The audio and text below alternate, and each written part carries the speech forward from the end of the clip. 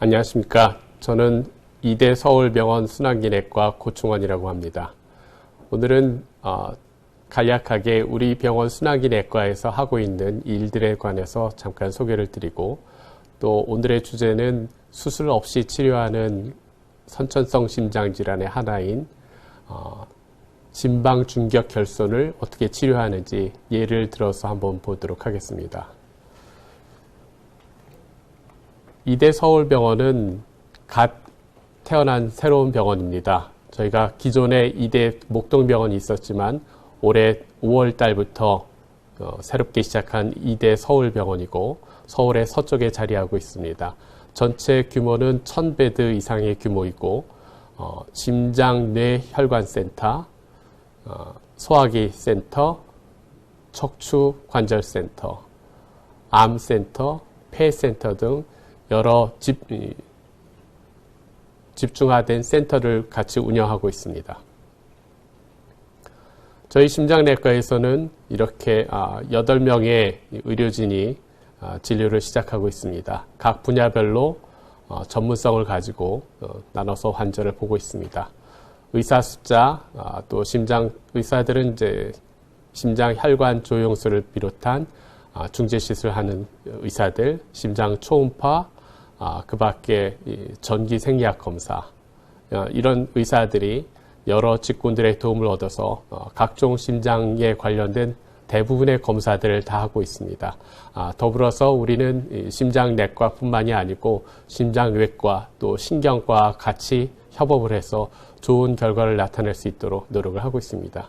저희가 하는 많은 일 중에 하나는 급성심근경색 환자에서 지금 환자에서 보시는 것처럼 혈관이 갑자기 막혀서 오는 환자들에서는 응급으로 혈관 조영술을 시작을 하고 혈관을 넓혀서 혈관을 다시 피를 흐르게 함으로 해서 환자의 생명을 구하고 심장을 살리는 일부터 오랫동안 막혀있는 어려운 혈관 질환 환자들에게는 반대편 혈관에서 들어가는 특수한 방법까지도 활용을 해서 혈관을 다시 뚫어주는 이런 시술까지도 망라해서 저희가 하고 있습니다. 심장에만 국한된 것이 아니라 대동맥이 완전히 막힌 이 환자에서처럼 전체적으로 다리 아래쪽에 혈액순환이 안 되고 있을 때 대동맥부터 다리까지 혈관을 다 뚫어서 혈액순환을 개선시키기도 하고, 무릎 아래에 있는 작은 혈관들도 뚫어서 여러 차례에 걸쳐서 시술 끝에 환자의 혈액순환을 좋게 해서 심장뿐만이 아니라 전체적인 혈관 질환에 대해서 내과적인 접근으로서 고치고 있습니다. 이러한 시술들은 그냥 기존의 풍선과 스텐트의 방법뿐만이 아니고 최신 기구들을 이용해서 동맥경화증 있는 혈관의 동맥경화증을 제거하기도 하고, 혈전이 많은 부위에서는 혈전을 제거하기도 하는 최신 기구들도 적극적으로 활용하고 있습니다. 이러한 시술은 작은 혈관들뿐만이 아니고 복부 대동맥과 같이 큰 혈관들에서 복부 대동맥이 이렇게 5cm 이상 늘어난 큰 혈관이 터질 위험에 있을 때도 혈관을 안쪽에서 배를 열어서 수술하지 않고 스텐트 그래프트라는 특수기구를 삽입을 해서 혈액순환을 좋게 하면서 안전성을 확보하기도 하고, 이렇게 혈관이 새로운 모양으로 갖춰지는 이런 시술도 가능합니다. 또한 응급으로 대동맥이 찢어져서 생명의 위험이 받는 환자한테서는 응급으로 대동맥을 감싸주는 이런 시술도 수술이 없이 치료를 해서 스텐트를 너머로 해서 환자의 생명을 구하는 응급시술까지도 하고 있습니다.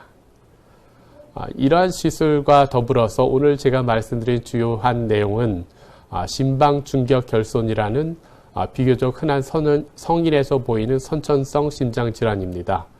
아마 선천성 심장질환 중에 성인에서 보이는 것 중에서는 가장 흔한 심장질환이고, 심장에서 4개의 방 중에 하나인 좌심방과 우심방 사이에 원래 있어야 될 벽이 닫혀지지 않아서 그 구멍으로 피가 새어서 좌심방에서 우심방으로 피가 흘러 들어감으로 해서 이상이 생기는 선천성 심장질환입니다. 이것이 왜 문제가 되냐 하면은 많은 피가 폐동맥을 통해서 지나가기 때문에 심부전을 일으키기도 하고, 경우에 따라서는 이 혈전이 오른쪽에서 왼쪽으로 넘어가서 뇌졸중, 그런 현상, 위험한 현상을 일으키기도 합니다. 이런 선천성 심장질환을 치료하기 위해서는 대부분이 수술을 택하였었지만은 최근의 의료의 발달로 인해서 수술 없이 클로저 디바이스라고 하는 기구를 사용을 해서 삽입을 해서 구멍을 막아주는 치료가 가능하게 되었습니다. 그렇지만 아직까지 많은 병원에서는 전신 마취를 통해서 수술을 하거나 전신 마취를 한 상태에서 이런 시술을 하기 때문에 여러 가지 위험이 아직도 있었던 것도 사실입니다. 그런데 우리 병원에서는 조금 더 개선된 방법을 통해서 치료를 하고 있습니다. 먼저 예를 들어서 한번 보시겠습니다. 68세 여자 환자가 갑자기 기억력을 소실해서 병원에 내원하였습니다.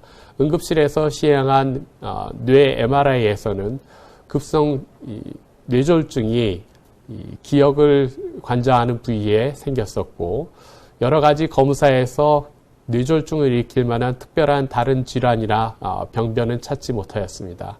그런데 여러 가지 원인을 조사하던 중에 심장 초음파 검사를 했더니 이 환자에서 심방 중격 결손이 발견되었고, 크기는 약 1.6cm의 크기였었습니다. 크기도 어느 정도 적당하게 크고, 또 그로 인해서 심장에서도 변화가 발생하여서 폐동맥 고혈압이 약간 생기는 정도였었습니다.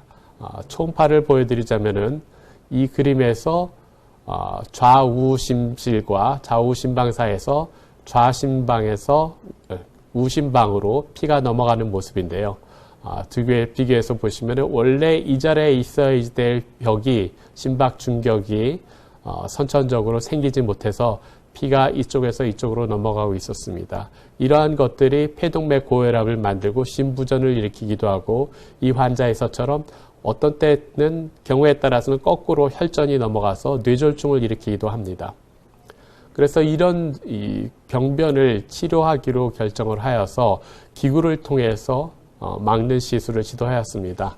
우리 병원에서 하고 있는 방법은 이러한 시술을 할 때 이 기구의 위치라든가 정확성을 갖다가 보기 위해서 전신 마취를 하고 관찰하는 것이 아니고 혈관을 통해서 심장 안에서 초음파를 관찰하는 이런 방법을 쓰고 있습니다.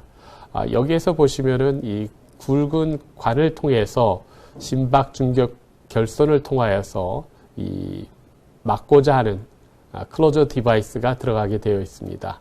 이것을 볼 때 반대편에서 다시 정맥을 통해서 혈관 내에서 심장을 보는 특수 초음파 기구를 삽입하게 됩니다. 그래서 이 혈관 내에서 초음파 기구를 보면서 이 기구가 잘 삽입되어 있는지 관찰하면서 안전하게 시술할 수가 있습니다. 혈관 내 초음파를 통해서 심장을 보면은 이렇게 기구가 넘어가서 반대편으로 돌아가 있는데요.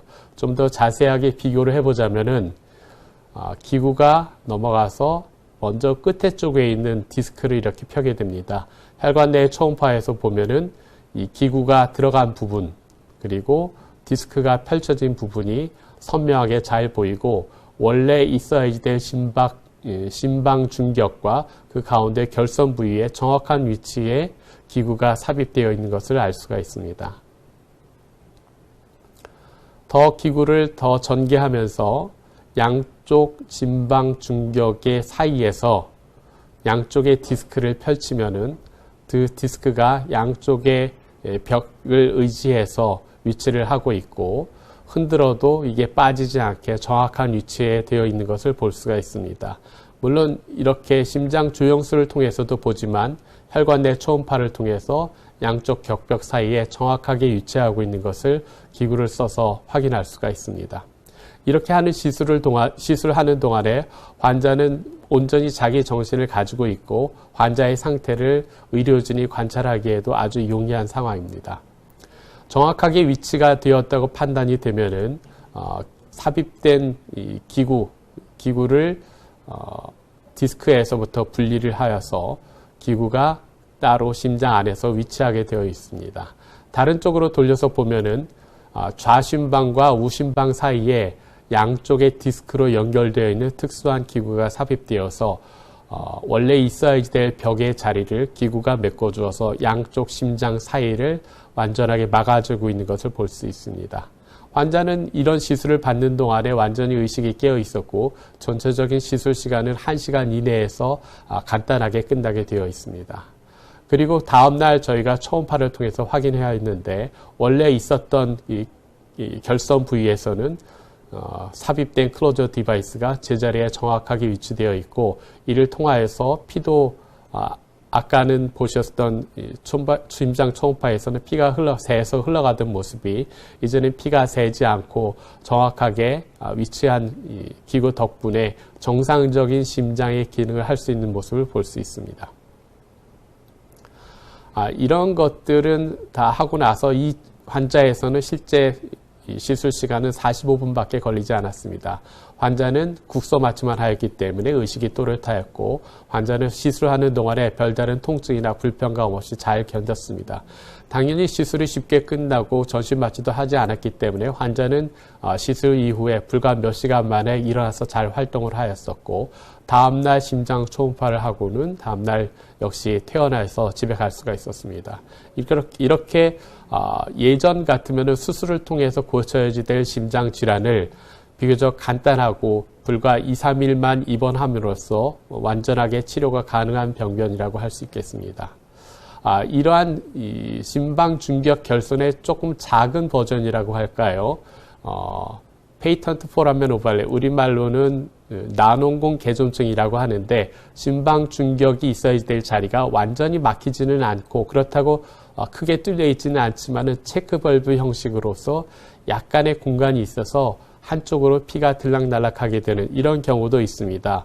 아까 보셨던 심방 중격 결손처럼 심부전을 일으키지는 않지만은 이러한 좁은 공간으로 혈전이 지나가서 머리로 가게 됐을 때는 역시 뇌졸중 같은 현상을 일으키기 때문에 이러한 질환도 선별적으로 환자를 치료해야 됩니다. 35세 남자 환자가 비교적 젊은 나이임에도 불구하고 반복되는 뇌졸중으로 병원에 내원하였습니다.